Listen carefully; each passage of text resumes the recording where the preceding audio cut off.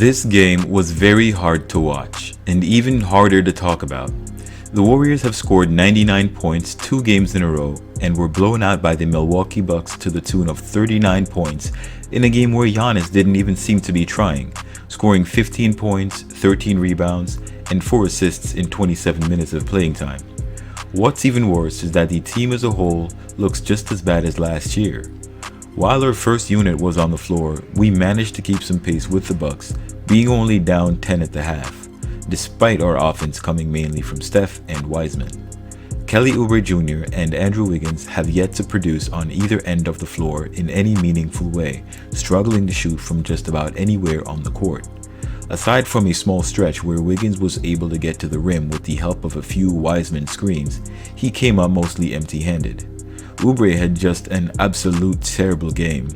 I've decided to add some of my metrics to this team as a whole and get a more specific rating for the impact each player had on the court. But before I get into the details, let's get to that intro.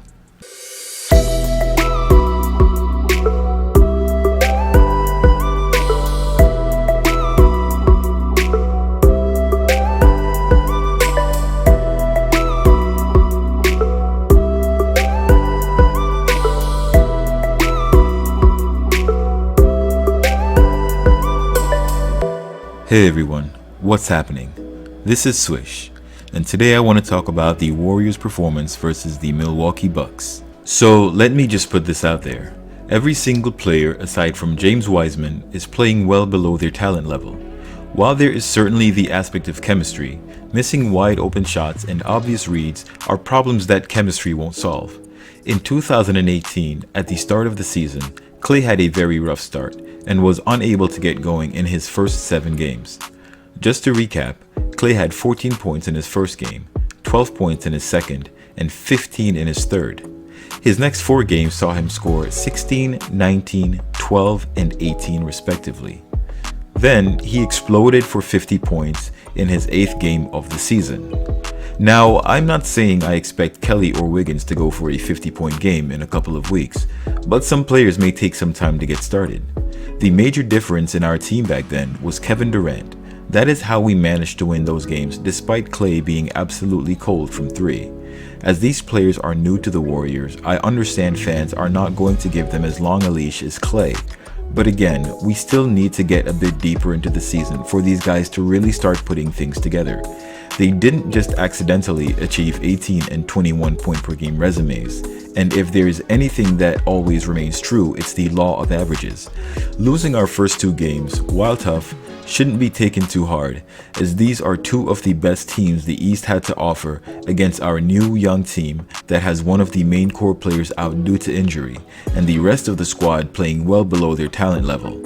Also, I should mention that a lot of these points by Milwaukee were threes in the 4th quarter by players like DJ Wilson and Bobby Portis, which artificially inflated the final score. I'll start today with Steph. Steph didn't really have a good game, as he himself was missing wide open threes. While he was able to facilitate somewhat, there still needs to be a secondary facilitator on the floor that can make those high IQ plays. Tonight, there was no such player on the floor with Steph that could help in that regard. Kelly is a poor facilitator, missing guys wide open on a drive, for example. But we have to realize that isn't his game. Ideally, we would have had Draymond as our secondary facilitator to take that load off Steph. We see Steph taking a lot of off-the-dribble shots, which he's certainly good at taking, but those need to be balanced out with catch-and-shoot threes for him to be able to get into rhythm. Draymond is one of the best complements to Steph's game as he fills in the blanks. Curry finished the game with 19 points, 6 assists, and 4 rebounds in 29 minutes of playing time. Using some advanced metrics that I've used to compare the current NBA rookies in my other video, Steph is averaging a 22.8 impact rating in his first 2 regular season games. For comparison, in his 2015 to 2016 season, when the Warriors went 73-9, his impact rating was a 45.9. The highest impact rating by any of this year's rookies is James Wiseman with a 17.9 rating over 2 games. We've seen what Steph is capable of doing, and Steph's current level of production is at a bare minimum. He hasn't been in the grit and grind of competitive basketball in a year and a half, not to mention a lot more responsibility than usual, so it'll take a little getting used to. This might seem like a small detail, but it has very big impact. The return of Draymond to the floor will be a huge boost for Steph once Dre builds up his confidence, having been injured. Next is James Wiseman. James is our consolation prize this offseason, and enough can be said about what he brings to the team.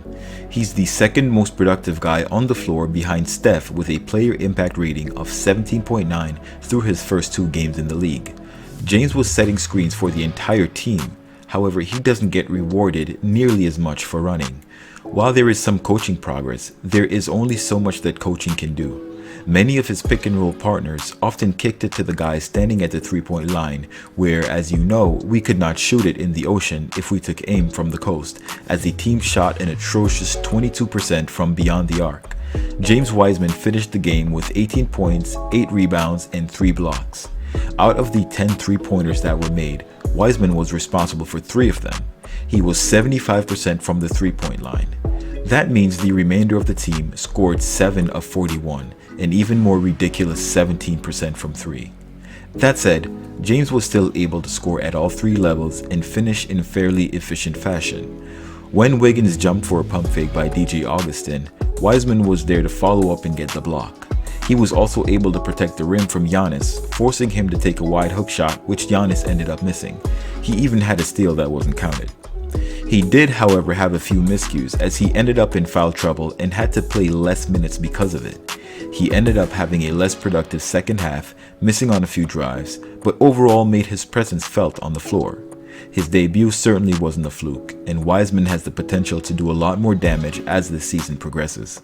Hopefully by now, you guys have an understanding of my player impact rating scale, as I will use this to put into perspective how the guys in our starting lineup have been impacting the team. This way, you can do the comparisons yourself to see where we are. Next up is Andrew Wiggins. Wiggins had yet another rough game and finished with 12 points and 6 rebounds in 25 minutes. This is a slight improvement over the last game, and so far this season, Wiggins has had an impact rating of 11.3. Last year against the Bucks, Wiggins put up 25 points in 30 minutes, a stark difference from what we saw tonight. Aside from a few drives where Wiseman set a screen for Wiggins, tonight was similar to a few nights ago where he was missing wide open shots, missing all 4 of his 3-point attempts, and shooting a total of 6 for 18, a paltry 33%. Andrew has been less impactful than the 9th-ranked rookie in this year's draft. The only time last year that Wiggins ever scored below 10 points in a game was with the Warriors. His average last year on the team was 19.4 points per game compared to 21.8 while he was with the Timberwolves. Right now, he's averaging 12.5. Despite people having said that Wiggins isn't a good player, his current performance is much worse than usual. Next is Kelly Oubre Jr. Kelly finished the game with 3 points, 1 assist, and 5 rebounds for a cumulative impact rating of 5.3. Yet another subpar performance by a more than capable player. His start to this season has been uncharacteristically bad as he has yet to score in the double digits. For comparison, last year Kelly scored in single digits only 3 times the entire year and averaged just under 19 points per game in under 35 minutes of playing time. Against the Bucks last year, however, he put up 15 points and 10 rebounds in 36 minutes. I don't expect this trend to continue for too long, and I suspect there might be something else at play. This is an extremely awkward and unpredictably bad start, which does not make sense with how these guys typically play. The only thing that has changed for Kelly and Wiggins is their coaching, which didn't seem to impact Kelly last year, going from the Wizards to the Suns, and it didn't affect Andrew Wiggins last year when he started playing for the Warriors. But if anything has been predictable, it's been the law of averages, and if these guys are playing uncharacteristically bad, the fact that they are nowhere near their peak means they're likely to have a breakout game which will take them out of this slump. Both guys will get much better. The rest of the team had a poor night as well, with Pascal having a cumulative player impact rating of 5.5 and Marquise Chris at 4.6. These are the only other two players whom I gave ratings. In my opinion, Steve Kerr would have been better off having Marquise Chris start at the power forward position instead of Pascal. If Draymond isn't coming back, I'd say that would be his best option with the current lineup. Pascal has been getting a lot more minutes than Chris, but he hasn't been doing anything with those minutes. He's also smaller than Chris, and Chris has the ability to stretch the floor. Between Chris and Wiseman on the floor at the same time, it should give us the size we need as well as the spacing we need. Running Chris as a center behind Wiseman will not do him any good. Since you sat through all the bad stuff, now it's time for the good stuff. And the good thing about all this is that the team cannot possibly play any worse than they did these last two games. The bad contract that the Warriors took on from Andrew Wiggins was with a 21 point per game player, not the current 12.5 point per game player. We are currently missing between 20 and 30 points per game between these two players, and we really should expect that to show up at any time. This is with those two playing at their prior levels with no improvement. If you're wondering, I'm talking about Andrew Wiggins and Kelly Oubre. We still haven't seen the best of these guys, so just give them a little more time. It's better that they get these bad games out of their system against the top-seeded teams in the East versus losing against the bottom-seeded teams in the West. Statistically, this puts us in a much better position come playoff time.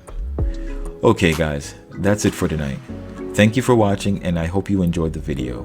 If you did, be sure to like, comment, and subscribe to the channel. Enjoy the holidays, and let's look forward to these guys putting on a show for us very soon. Till next time. Swish.